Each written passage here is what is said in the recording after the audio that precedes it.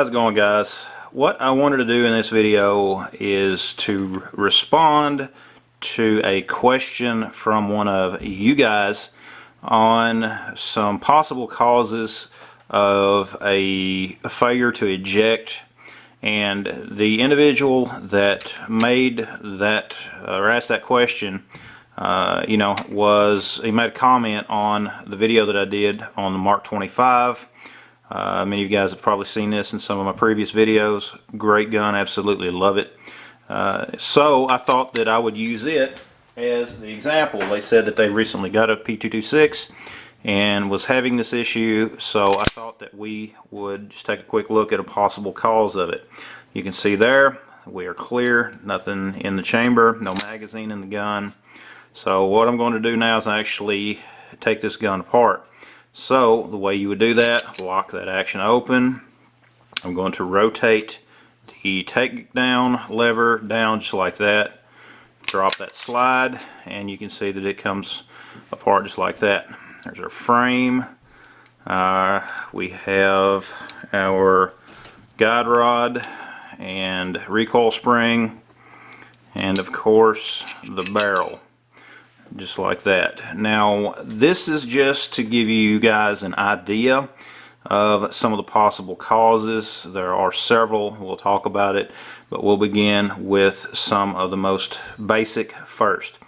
One thing that can cause a failure to eject in any of your gun is if you have a buildup in crud or just whatever underneath that extractor.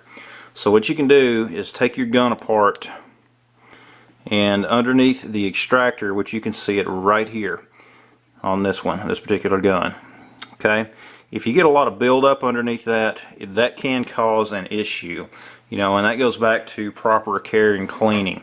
And what you'll want to do is you'll take some type of a brush, something like this, of course maybe just a little bit of solvent. You don't want to get anything around that firing pin, but you want to make sure that you clean real good underneath that extractor. Now I've talked about that in some of my previous videos. Okay, if you don't clean well in there, that buildup can cause you problems.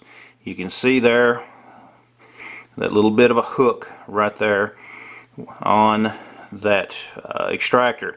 Also, if you have a broken extractor, that's another possible cause.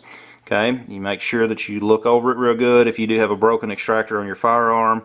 If you're not capable of doing it yourself, take it to a gunsmith and have them to replace that extractor for you. And you can see there a little bit better view, but an extractor can cause you a lot of issues, especially if you do not properly clean underneath it. So just using some snap caps, which you can see here is what these are, just dummy rounds. These are good for training, things like that.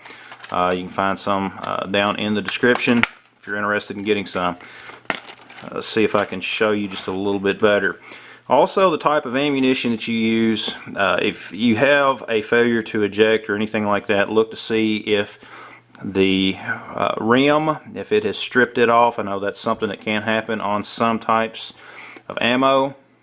What that extractor does, if I can get that in there, is when the round is stripped from the magazine, that extractor is going to catch that rim.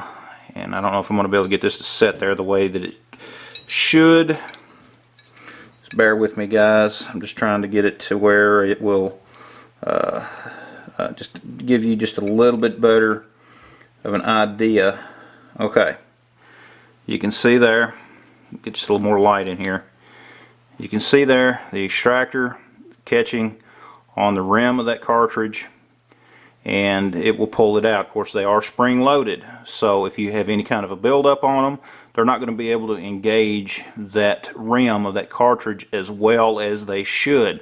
And that is one of the possible causes. And of course, a couple of the others that I mentioned, a broken extractor, as well as the type of ammunition that you're using. Okay, So those are just a few of the possibilities out there as far as why you're seeing a failure to eject on your gun, and it doesn't go just for the SIG, it's for any gun out there. Okay, cleaning, proper maintenance, proper cleaning is very critical.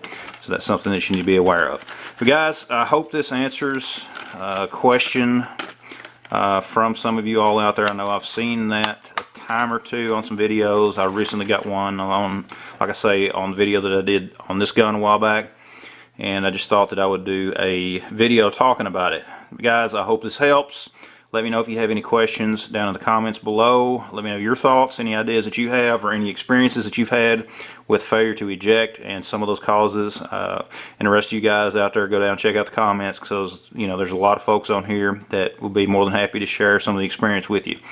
Guys, thanks for watching. Check out the rest of the links down in the video. Be sure to share my videos. It kind of helps to overcome some of the YouTube shadow banning of my content. Check out the links down in the description. Visit my website at boomsticktactical.com.